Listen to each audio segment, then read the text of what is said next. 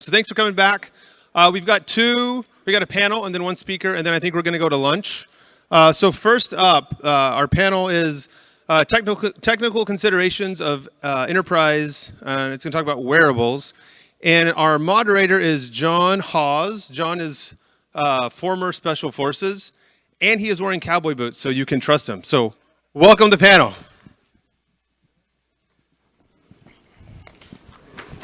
Appreciate it with the cowboy boots. Thanks so much.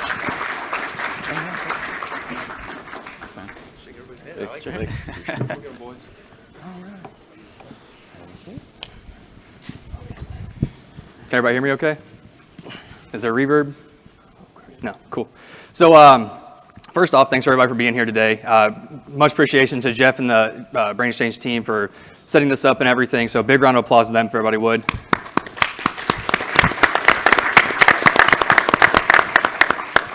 So when I thought about different ways to kind of start this out, this is new for me. I just retired from the military, so learning the civilian sector is a bit new. Nick, I see you there. I tried to think of like, how do you do an icebreaker for this? Then I got really stressed out about it and said, you know what, I'm just gonna go fix my hair, and now I'm bald. So you're kind of gonna get what you get, so if you see a glare, I apologize in advance. As we move into this, so I'm the Director of Emerging Opportunities for RAVE Computer. What that entails is, I look for what's in the future, and I think we're all seeing that right now, that's the XR workplace. It's how can we make everything more user-friendly and attainable to the end user, and then also ensuring that the folks in the positions like these gentlemen are able to manage these expectations and then continue to drive that forward. So as we start into this, many of you saw the polls and things that we posted online, and the results were intriguing to say the least. So the top poll we had was, which do you feel is has the most potential for unnecessary risk post-adoption in an XR workplace? I'm a little disappointed that nobody has a little less trust for NVIDIA and Skynet. That being said, 53 responses came to individuals within the organization with open skepticism about the cost versus benefit to augmented workspaces. That's exactly what I've seen in my personal experience. As we've talked through it, it's the same exact thing. If you don't have those champions at the upper levels, and you don't have the people at the lower levels who can express their knowledge base and their intent on how to create this new environment, your adoption is going to be slow if it happens at all. And then the people that are expecting you to lead this process are going to lose faith. So as we work through this, we've kind of worked the questions and things around how to answer that question, how to drive that adoption process to the upper echelons. So before we get into that, I'll open it up to introductions. So if we wouldn't mind starting out, I'll let you guys introduce yourselves and then we'll get started. Brian Laughlin, tech fellow, the Boeing company, systems engineer for a new airplane and digital transformation. I'm Kurt Schuringer. I work now for Amazon AWS, but I've had a long history for 12 years working at Lockheed Martin, where we've deployed XR systems for everything from business development, manufacturing, to field and sustainment systems. So I'm Michael Hinckley. I'm a senior manager for Northrop Grumman, heading up the Advanced Manufacturing Technology Organization for digital transformations for the aeronautics sector. I'm JB Farge. I'm the Global Solution Manager for Subsea 7. I reiterate, we are the plumbers of the sea, and we have a lot of vessels, a lot of big metal box that I had to connect to. And so that's me. I am Drew Holbrook, and we're going to need an NDA before we go any further, because we're talking security. I'm with Gulfstream Aerospace, manage the Extended Realities Group. We reside in our IT organization, but we work all across our enterprise, from engineering to customer support to marketing to manufacturing. So we're kind of all over the place. Awesome, thanks guys. And we just want to give a special mention. John McGuire was supposed to be on this panel with us, and unfortunately he had an event with his family that kept him from being here. So keeping him in our thoughts, and hopefully he's watching and taking care of things at home. So as we move into the questions themselves, we definitely want to get audience involvement. So if you guys have been using the app, I know many of you have, feel free to post more questions in there. The questions that are at the top of the list, once we get to the end of the session, are the ones we'll hit, and we'll just go through as many as possible. I'll also admit that during our planning last night, both Kurt and JB decided to take some of our ideas and use them in their panels today. So you're going to hear some redundancy on a few things. So thanks, guys. Appreciate that. All right. So as we move forward, we'll go ahead and go into question one. So the first thing that I wanted to put out to the panel, and Brian, I'm going to push this to you first. At what point did you realize that a move into XR would benefit your company, and how did you begin the process of gathering adoption support? So Boeing has a pretty rich history with the use of XR. The term augmented reality was actually coined at Boeing back in about 92, 93 timeframe. Dr. David Meisel and Dr. Tom Caudell working on the 777 wiring looms on the pegboards. I was a PEA at the time, and I was working on a system, VIA 2 system. At the time, it was a wearable computer. And so we were looking at ways to gather information for doing dispositions out on the factory floor to fix issues that would arise. So, man, we had a really early kind of adoption for that. Interestingly, the history of that, the system worked actually very well, even at that time when it was very kind of fledgling in terms of the use. It was a flip-down monocle, and it kind of showed the wiring loom, that you would trace on the pegboard to set the wiring loom up. One of the things that was interesting is it wasn't because that the technology wasn't capable at the time. We actually had some amount of sabotage going on with the equipment at the time because folks didn't really understand kind of this new equipment. And there was a little bit of resentment at times between folks who would use the technology versus those who wouldn't. And so that's one thing you have to really watch out for is making sure that you understand the people side of these issues. The technology stuff is generally pretty easy. It's the people side of things that gets pretty tricky. So. Right. But yeah, we figured out pretty early on that the visual capability, we're largely visual animals. And so that was kind of the beginning of our foray into that. And then fast forward to about 2010, 2011, we started to do a lot more development work and kind of experimentation with that, looking for ways to improve the efficiency with which the mechanics could do their work. A lot of the times these folks have to read these very kind of terse statements that tell them about the work that they're going to perform, and it can be taken out of context. There's a lot of problems with the way that things are formatted. Right. So that's probably would be the beginning of that. No, I completely agree. And one thing I think is, we saw an adoption process early on that was very, very slow. Like you had your large companies, the ones that could afford this new technology and could afford to do the R&D and really get into it, who were what we'll call early adopters. But then as it started to trickle down, we hit the 2018, 2019 timeframe, and then moving into 2020, where now it went from, I don't want to say a niche market, but more of something that was like, it's kind of over here off to the side, and then it was like, it's everybody. And I think that's where the fear and adoption came in, because to many people it was new. It was that scary new widget that everybody had to figure out, from your IT managers to anybody else. Drew, what do you think about that? So our journey started around, 2010, so it's a couple years after Brian and them, and we actually started with the 4-wall projection cave, which was our first foray into it on the digital engineering side. But around 2015, when the DK2 and Oculus started picking up, and then the AR apps all started populating, that's when we really started looking at it from, we can now take a PowerPoint beyond just a PowerPoint into a real-time space in engineering design reviews. And so for us to gather adoption, what we ended up doing was basically like, we bought a bunch of hardware and we showed it off to a lot of people. And we got people really excited. We turned a bunch of adults into 7-year-old kids running around with VR headsets on. And from there it was, all right, now how do we start to merge this cutting edge technology, which nobody really knows a lot about, with use cases that make sense? And so they know the business, they know what their job is, we know the technology, so let's see how we can make it work. And that's how we started to slowly gather adoption over time. Awesome. Kurt, would you say it was similar to your experience, or did you guys go a different route? So we had a two-pronged approach that just happened to be at the same time. On one hand, this was back also about 2010, 2011. We had some PC and VR-based training systems that for Lockheed Martin we were deploying to some foreign customers. And at the time, they were still using manual handbooks. This was kind of considered supplemental at the time.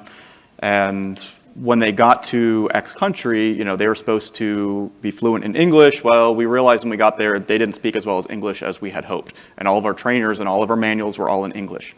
So they had this supplemental training that we had. It was essentially how to take apart, a particular helicopter.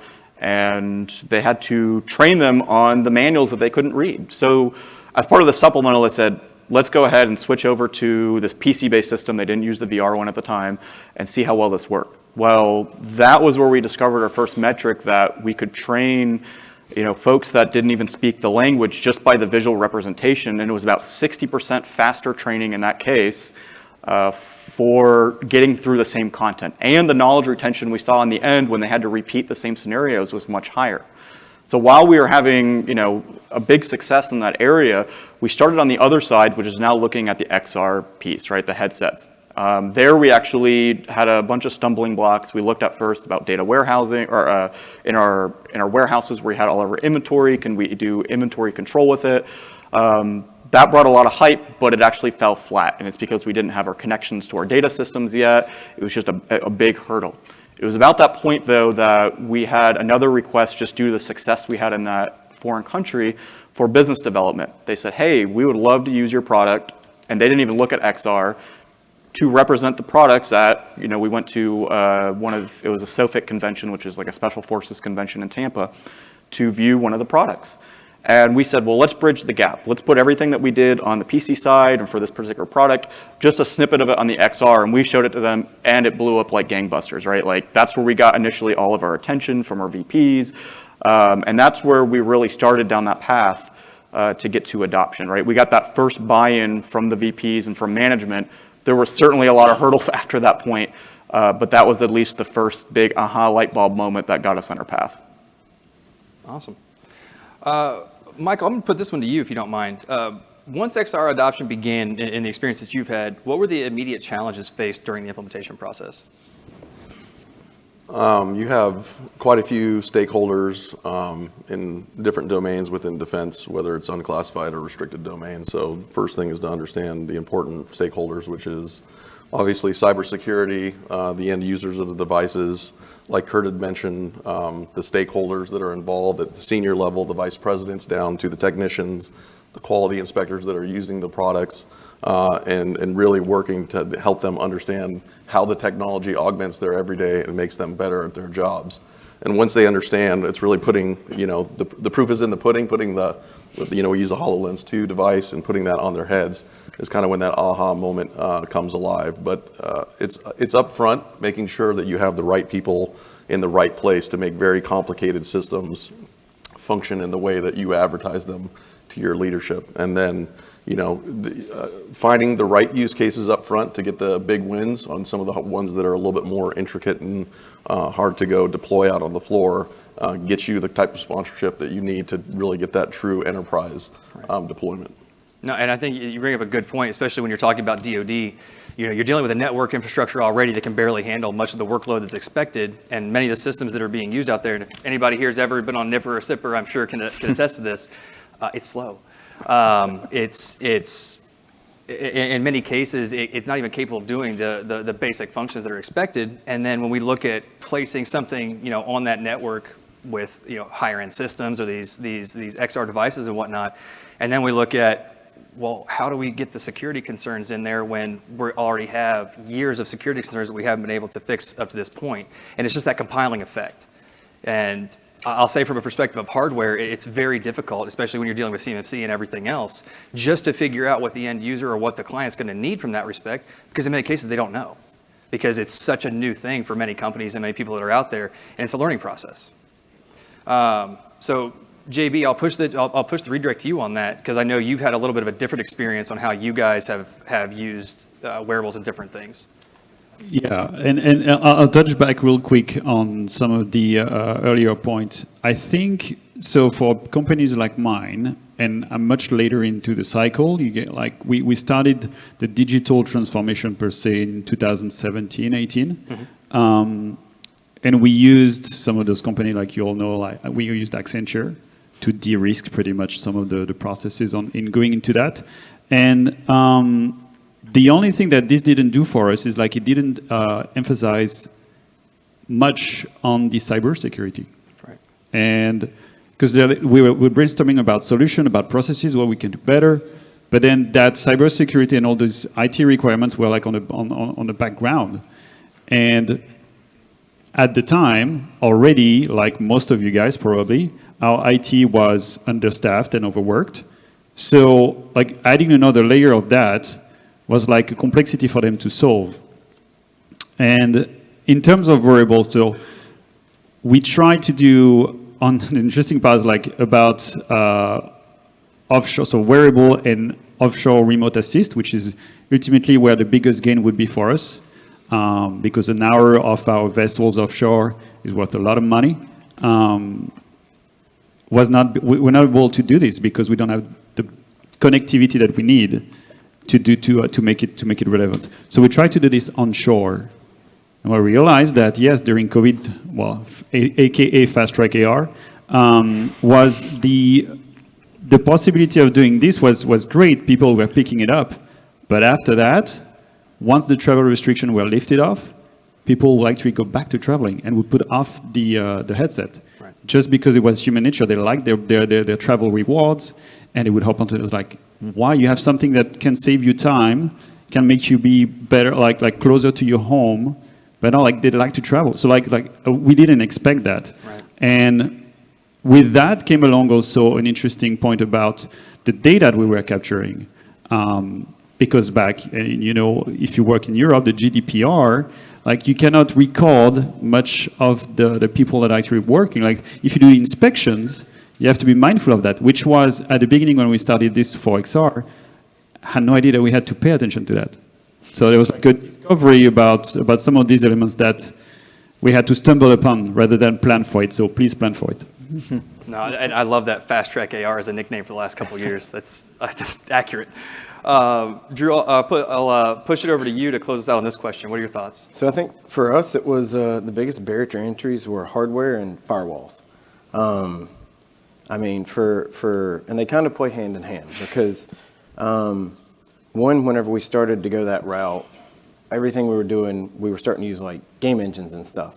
And with those and trying to push VR, you need beefy computers, and the engineering images and the development images just couldn't handle it. So we had to go look for gaming laptops and hard desktops that could really power it with the RTX cards and whatnot. Right. But as soon as you throw a game into an enterprise environment, your firewalls fly up right and left. It's not going to happen. Especially, I mean, from the 90s, we had Doom on the computers, and then you go like Solitaire in the early 2000s. And then like they figured that was unproductive, so they cut it from all enterprise machines. And so like all of your firewalls are blocking that. And so we had to work with our cybersecurity team up front and early, and I know Kurt mentioned this in his discussion earlier in the day about making friends with them and telling them first and foremost. And so we were working with them, we were working with our infra team to get the computers we needed and get them imaged so they were safe and we could get things loaded. And as we went through that whole process, it was very tedious and it was new because we weren't doing it. But after doing it for a while, we finally got it to where game's not a bad word and they'll allow us to have game engines. And occasionally we'll have new cybersecurity tools be put in place. We were actually talking about this as a panel just before this about how like the cybersecurity threats have ramped up tremendously since the past 2 or 3 years. Even this year, they just keep going up. And we've all been hit at some point. And the cybersecurity team's job is to keep us safe. So they're loading more hardware or more software on it. And you go into your computer and you look at your CPU usage and it's hitting like 100% because most of that's coming out of your cybersecurity stuff. Right. But for us, we haven't had that big because we've had these big gaming computers. So I think trying to balance that out and knowing that cybersecurity is not going away, it's only going to get, depending on how you look at it, it's going to become more challenging. And their job is to keep us safe. So how do we work with them with the firewalls that we need, like the proxies and exceptions in place? And then do we have enough compute equipment to handle the load of not just those security software, but now your visualization tools? Like we're pushing big data, it's heavy data. Yeah. And it requires a lot of hardware, so. Yeah, and you know, I'll supplement what I said earlier. It's the reasoning on like the DoD networks, it's because of those cybersecurity challenges. Mm-hmm. You know, I talked to somebody at one point and they said that there's no minute of any day that, you know, Nipper and Sipper are not under attack. It's just a consistent thing. So it's not a matter of, you know, if somebody's gonna breach whatever your protocols are that are in place or whatever it is. It's a matter of when, and then trying to stay ahead of it so that you can at least fix it before any true damage is done.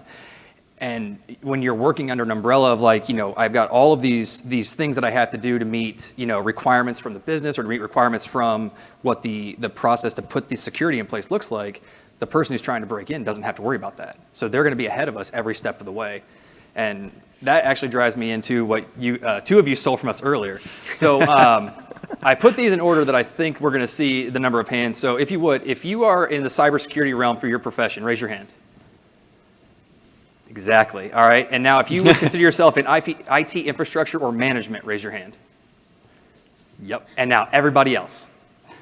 And so that's the problem. So to go into what Kurt said earlier and that what we've talked about here, and JB, I think you touched on it as well. You've got, say, 100 users that are over there and the ones that are doing their best to keep things rolling properly, but then you only have like 3 people that are trying to make all of it, stay intact. And so to really go back to what Kurt said, like, good on you for the folks that are doing the cybersecurity piece, because it's a thankless job and yeah. So now that we know that, and one thing that I'd like to add about Yeah, that is like, and just like what Kurt, what you were mentioning during your talk is like, so be your friend, but not only that, like get familiar with their processes. Yeah. So we have a cybersecurity questionnaire that we need to submit to all our vendors. Take time to, if you have the same process, you probably have something similar. Look through this, get familiar with this, and understand the reasoning behind it. Because if you go again to IT and to the cybersecurity, is like, okay, I understand why you're concerned about this, and I've done a pre-checked. I think they're okay. Just confirm to me. It's much easier, and it is the process again. Yeah. Great. Okay, so now that everybody's kind of seen the hands raised and where the differentiation between numbers, that takes us to our question 3. And as Kurt, we're going to push this one to you. As use cases have grown internally, what are the top risks that you've seen from end users through IT managers? So the challenge that I found that lies in 2 areas, and I'll shamelessly plug my previous presentation again. The end user support of these devices, right? I mean, just look at, again, Expedition 4, we have so many different devices that are coming out. And although cybersecurity may approve them right initially go in the network, there are so many to tackle when it comes to how do we take care of them on the floor, how do we make sure that they're secure, that they're encrypted, and that ultimately leads in the second point of your data connections and the data that you're storing. So as you're starting to connect these headsets that are at the facilities, they're going home with people because they're working from home, right? You're connecting to these production systems in your network and pulling these down. And you may have everything from proprietary information in DoD or even some other manufacturing. You have export control, some classified. You have all different ranges of this data now on these devices. So you need to make sure that, just because to the process point, you got it approved, that may not always mean that you're approved for every level or type of data you're putting on there. And a lot of times that gets missed on people, right? They're like, oh, it got approved, I'm on the network, and we can put any type of data on there. Make sure that you're reviewing those policies, because it may say, hey, if this device goes home with you, you can't put any proprietary information on it, even though it's approved on our network. Or you can't put any ITAR or export control data on there, even while it's within our network too. So those are things that get easily missed, and then what you end up having is you put those data on those devices and the device gets lost, or God forbid it gets hacked into, right? So those are the things that you want to avoid from a risk perspective. So, and I'll take it even a step further when we start looking at like the secure environments and like the need for TA compliance and the hardware that you're now using on this. And I think one thing that we've definitely seen at RAVE, and that many of you also have probably seen, is stuff's hard to find right now. It's a lot of these companies are dropping off. They're decreasing the amount of parts and things that they're putting out, and it's putting a real strain on those DoD centric or those secure environment hardware builds that need to take place, which then puts more stress on your IT managers and everybody else, and then it just trickles down through the entire echelon. So, Michael, I'll push it over to you and see your thoughts on this. Yeah, I agree with Kurt. Your data at rest requirements truly are important. Just because your device has been approved, it doesn't mean that it's approved for every program and every customer. So that gets back into your stakeholders, making sure your customers understand what you're doing, your data infrastructure, the modeling behind the infrastructure, your cages, your HMIs, your cybersecurity log, all the things that you need to push and manage on a day-to-day is a large network of infrastructure and people to actually deploy your products in the spaces that we deploy them, even in the unclassified environments, from the communication side and the cybersecurity side. Biggest risks, BAA, TAA compliance. Really like to see some of the companies step it up, become NIST and FIPS 3 compliant on the hardware side. I think we've made a lot of gain in the software space, a lot of novel software companies out there, but we're still kind of at the T-Mobile sidekick, I think, on the TRLs of some of the hardware that's out there, my opinion. So I'm really looking forward to the next couple of years to see the devices that are coming out starting to hit the mainstream, and then working with your teams to get those integrated into your environments. Awesome. Brian, I'll push over to you to close that question out. So in addition, I appreciate what you guys are saying. I ditto that. I think in addition to kind of data at rest, we also have considerations for data in transit and data in use, right? And so we aren't talking about that as much. Another thing is I think that a lot of times are in the same way that the technology is advancing, our ways of thinking about this have maybe not matured to the degree that they need to. So it used to be that computing security, really any kind of security, was basically you have this castle, you build a moat around it, you make it really deep, put in some alligators, set it on fire, and nobody's going to get in. The problem is, so two of the big kind of infiltration or hacking sources. One is that you have insiders, right, that do this thing. It's not you're protecting from the outside world. It's that a lot of times these things originate from insides organically. Second thing is a lot of times it's devices that we haven't really thought about being secured. And so one of the top hacking devices, you guys might find surprise at this, is actually printers. Who thinks about printers, right? It's that old thing that sits back in the corner. We don't even use paper that much anymore. And so that it doesn't get updated. It's not necessarily part of the security plan originally. And so that's really a strong point. It's never the back, the front of the back door. It's always that unlocked window, some kind of a thing where you wouldn't really guess, in many cases is the vector by which you'd be attacked. Another thing is I think that we have to go beyond the considerations for how we think about security in terms of, today the standard 3. We have a password, something I know. We have a smart badge, something I have. And we have a biometric, something I am, perhaps.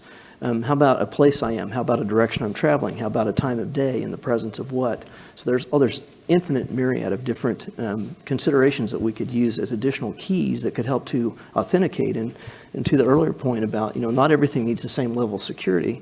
A lot of times we don't just paint with a brush. We use a roller. Like everything gets exactly the same thing. And so it goes both sides, right? You have too little security for things that really need it, and you have too much for things that don't matter so much. And so I think we have to get a lot smarter about thinking about and compartmentalizing and being more strategic about how we apply our security policies, the efforts that we make, and the ways that we consider how we authenticate and authorize folks to do things within an environment. Awesome. JB, you looked like you perked up a little bit. Did you want to comment on that? I did want to say something. So, we talk a lot about DoD. DoD is obviously one of the most restrictive environments, right? So I always say if any company, even commercial, can even meet somewhat DoD requirements and what we're coming up with, you're going to be much better off. So DoD is obviously, right, and that's why we're talking a lot about it. We do have a background a lot up here in that. Is the most restrictive. That doesn't mean that's always for your organization what you have to meet, but if you can meet that, and especially as a vendor and the software certifications you get, if you can meet DoD standard, you're going to roll right through and be fine in most commercial places. Very true. All right. It looks like we're doing pretty good on time. I'd like to actually see if there's anybody in the audience that has basically lived that environment, has tried to deal with how to manage that risk. Is there anybody that has a story about that willing to share it? Not everybody at once, please. It's so busy. All right. Well, then we will just go ahead and move on. So, Drew, I'd like you to answer this one first, just because I really enjoyed your expression of this. What strategies have been successful when dealing with increased cyber risk from end user equipment? So, Kurt earlier said hugs, but mine's been donuts. Give them a lot of donuts. And I did say gifts. Involve them early, for sure, because the earlier they know, the happier they are. I've had multiple security guys tell me, like, we appreciate what you're doing because you've come and told us way ahead of time. Because typically the teams, like Brian or one of y'all mentioned, like, they're very small. Right. And they're keeping in our organizations like 100,000 people or multiple thousands of people safe. And so they're having to watch everything all the time. And in this space, it's all new software, new hardware. I mean, some of the oldest XR companies might be a decade old at this point. So it's still new. It's not like you're dealing with SAP or PLM system, things that have been around for forever.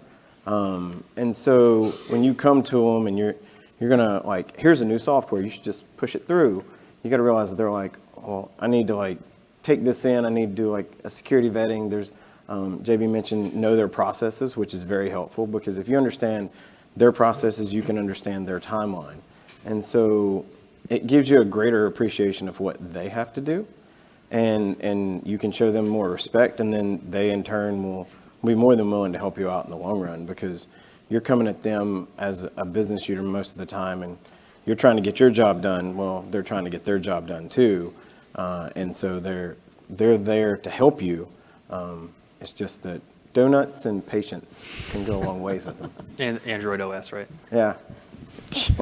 All right, Kurt, what's your guys' experience with this? So there's two areas that I found that a lot of people don't think about that inherently happen when you use, for example, like remote rendering. Part of remote rendering, right, is you have the 3D object viewer that you have running on a server. Well, that buys you quite a lot if you're streaming that and you don't have to download that to an end user device, right? We don't have to worry so much about the data at rest because now we have a more secure infrastructure around the server or cloud that is housed. So that's one thing a lot of people don't think about, right? They only think about it from a performance aspect or a compute, but there's also a security posture perspective that it increases your security posture through that piece. The other is data obfuscation. And one of the things that people don't realize using visualization solutions is in the conversion process a lot, if you're an engineering firm where you're converting CAD to one of the 3D data formats, there's actually a lot of data that gets lost in between, right? A lot of IP as part of that, and you have a lot of control in your 3D pipeline to help remove data from those CAD files. So what that means now is when you're giving those files to a vendor, your customer, because they may need them to manufacture the part for you, right? You can now really make sure that you're getting rid of a lot of data in the background that you may not even realize is there just by optimizing your 3D pipeline to remove a lot of PMI data, that sort of thing. So just inherently that people don't think about, it's one way of protecting your IP and your data just through the pipeline of being able to go through a visualization solution and then providing that back to, again, your external sources. Okay. JB? There's one story about resonate with what Drew was saying about when I told the device manager that we would have to enroll about 10 HoloLens 2. His reaction was priceless. It comes down to, first of all, we hadn't involved him since the beginning. So that was one of the mistakes, clearly. And from that point forward, we didn't have policy in place for this kind of devices.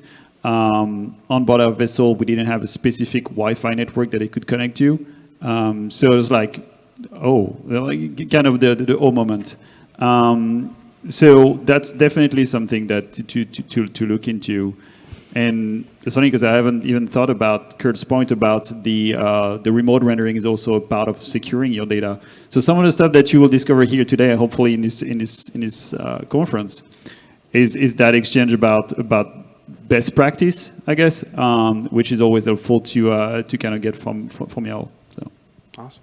So Brian, I want to go a little bit off the track of questions and something I was thinking about. So with your background, you look a lot at the correlation between that human and technological interaction, right?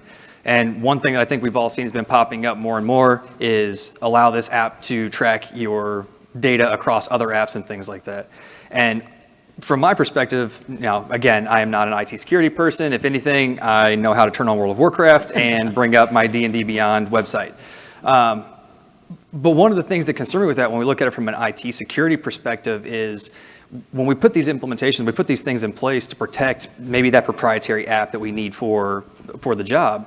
Well, what's stopping these other apps that are consistently being updated, and it's impossible to look at all, 10 million potential apps that a person can download, from stopping these other apps from being able to access that data unbeknownst to the OS or anything else, or the end user who just accidentally clicked OK? That's a really good point. Well, and you guys, a lot of us are familiar with the TikTok app in particular. it's fairly well known, at least in the IT circles, that's got ties directly back to China. And so it's pretty much a spy app. A lot of the things out there, you have to be very careful in the wild. There's a lot of things going on. And that kind of leads to probably another question that we don't address often enough is that the human in the loop is often the weak point. And so, we fall vulnerable. It's moved a long way down the path from a prince in Nairobi wants to send, if you will go and cash, I hear the chuckles, right? You get these emails that they're spam, right? They're getting a lot better at this stuff now. It's amazing. I got one the other day that was from the U.S. Postal Mail.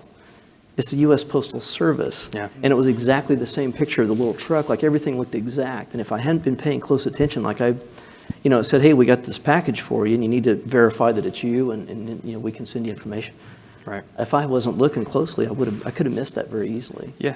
And you think about all the other folks that, don't deal with the kind of things that we do and they're not mindful of this. And so you have to be very careful about that type of stuff.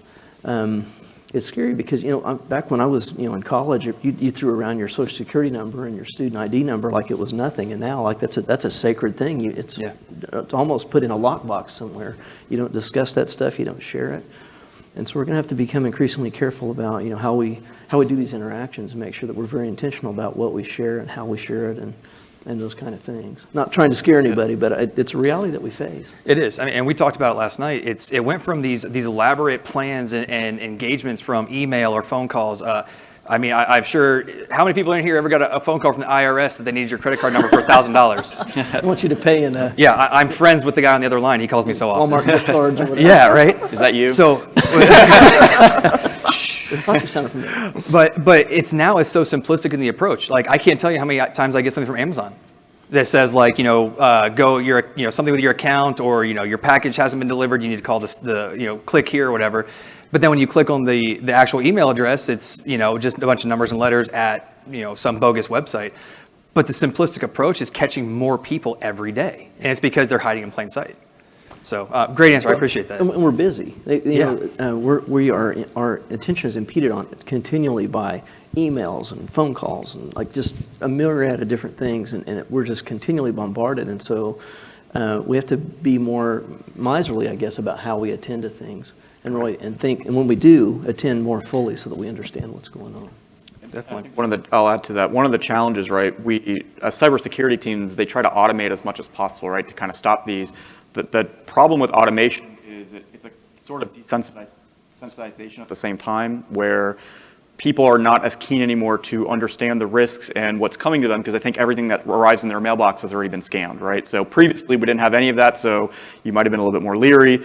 Now all these tools, right, you can almost over-automate too much where people don't understand anymore what's a threat and what's not, because they think everything is safe. So that is something that you always have to weigh a little bit, is do you want to automate that much? Because the more automation you have, the more training you actually need for the folks, because say, hey, something can still slip through, and you have to make sure that you catch it. Yeah. Does anybody else want to add to that before we go ahead? I mean, I think, our CISO sends out a daily email of like security violations, and by the end of the week, you just want to shut off your computer and be like, I'm going off the grid because I'm not going to survive. And I think it really ties into the XR space, because we're in a lot of ways the new kids on the block with technology. Yeah. And a lot of what we're doing is not just augmented virtual reality, but like AI and all these tech buzzwords that fly out. It was funny, I was watching Kurt's presentation, I was like, how many more buzzwords is he going to put up? But it's true, and all this kind of plays together. And because we are the new kids, then we're the ones coming in with these new things. And for the cybersecurity team, that's red flag number one. Right. And Kurt actually made a really good point just now. Like, there are things that we can do to help out, not just rely on your cybersecurity team to keep you safe, but like data obfuscation. That's a big thing. Like, we do that all the time. Making sure that our models might look like what they should, because that's really what we're doing is data visualization. But in reality, if you were to try to take that and run CFD on it, it's completely trash. Right. And the other ones like remote streaming, other good things. And then we work closely, because we're IT in our organization, but we work quite closely with the data owners, like engineering. So we talk to them on a regular basis, like, all right, what are you comfortable with us using? Like, what are you comfortable with us going to the cloud with to do like maybe data streaming or something like that? Right. And getting their buy-in to where they're comfortable as well. So it's a nice marriage between data owners, us as the XR group, and the cybersecurity people to be able to make whatever it is work and make everybody happy in the end. Yeah, I agree. And I think that's where, to echo what you guys have all said and what other folks have said, getting everybody in at the start, and so that everyone's on the same page and we're not trying to develop these procedures in a silo to where, this person does theirs and this person, and none of them talk. I think getting away from that and having a process from the very beginning where everybody's getting hugs from Kurt and gummy bears and whatever else is probably the best approach to it. So I'd like to add that Yeah, real sure. quick. So, it's donuts, but it's also day one, right? I'd say day one when it comes to your cybersecurity community and your IT, we're doing bleeding edge things, right? Trying to take a 2030 digital transformation vision into today, which is very difficult. IT and cybersecurity are not synonymous with the word fast, right? So bringing them along for some of the fun that we're enjoying as we bring some of these very complex technologies into our domain really helps accelerate the process. So we were kind of talking about that today in the form of IT security waivers, right? And it's like, why weren't these already approved? Why aren't we out looking at these products beforehand? So instead of just complaining about that, look to my group as we're progressing through a maturity of the projects that we're influencing some of that upfront and sharing the products that we're looking to bring online with those communities from day one. Right. Awesome. We got time for one more question? I know we're getting probably really close. Okay. So the final question we had that was planned, this one's for everybody, so we'll just start down here with Brian and we'll work our way down. What advice would you impart on someone who's been asked to implement an XR policy based on your personal experience? So this is pretty much just universally. A lot of times, XR, the danger of it's interesting that we get caught in this quandary between being a purveyor of and a protector from exactly the same technologies, because XR in particular are very visual animals, and so it's very salient, it's very sexy to us. And so you have people coming at you and they want to use this technology basically because it's cool, and so making sure that you're actually understand what is the nature of the problem that you're trying to solve, go really hard after the process, and then once you understand the process and you've streamlined and cleaned that process and leaned it out to just the elements that need to be there, and that's I was going to add to some of the security stuff. A lot of times we throw everything in whole hog, and the more security power goes up, the more we're kind of lazy about stuff, and we just put all the stuff in a pile. Well, think about every little thing that goes into that needs to earn its way into the process. That's a really important concept, because if you'll do that, then it'll make you second guess some of these superfluous things that can actually add up over time and give hackers and folks insight into your systems. So I would say make sure that you have a really keen awareness of what you're trying to do. And a really cool thing about this is if you go hard after the intention, what's the soul of the intention, and then you go hard after the process that will help you to accomplish that. The nice thing is the technology can pretty much float freely, so you can plug and play technologies as they emerge. Security models, all those kind of things tend to be more modular. And so you end up future-proofing your systems that you're developing in that way. So that's a big one, I think, is a lot of times we kind of go half-baked and we try to feel our way out. I think you need to be pretty sharply focused on what it is you intend to do with that. Definitely. And unplug your printer, right?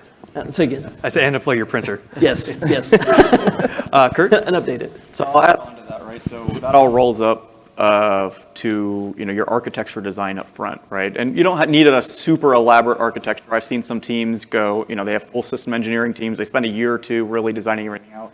That's probably a little overkill, but you do need to understand what systems you're going into, from your IT and your cybersecurity systems down to your visualization systems, and really look at your make versus buy decision, right?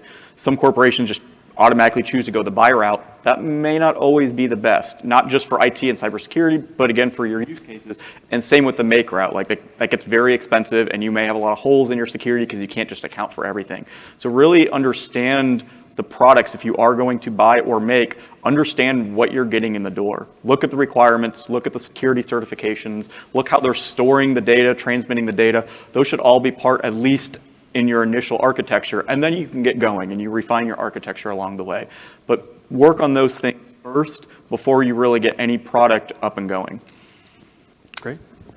Yeah, I agree with both points. You try to look as far as you can to the right, what is the end, which is truly never the end, right? As we're trying to deliver first-time quality. We're trying to make people's lives easier, whether you're working on a program that's technology development all the way through an LRIP or sustainment.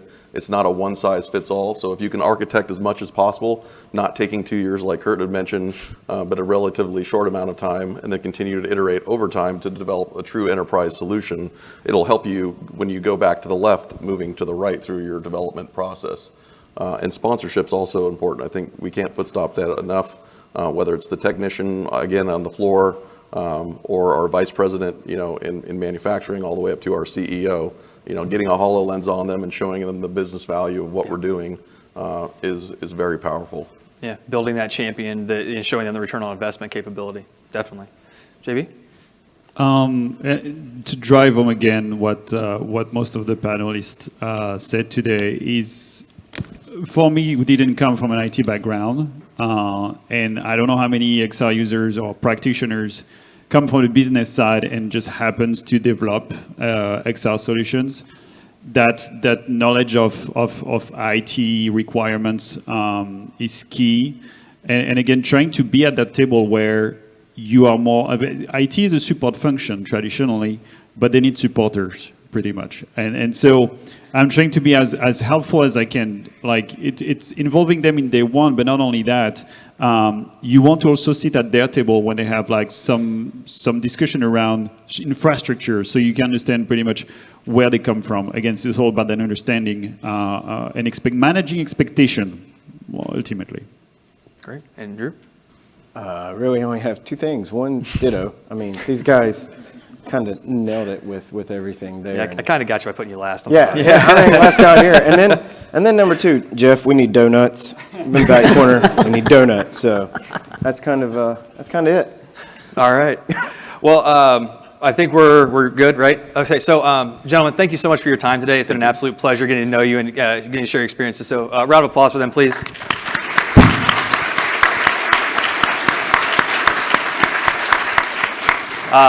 Thank you to everybody for attending and for those of you that are watching, and we will hand it back over to the chair.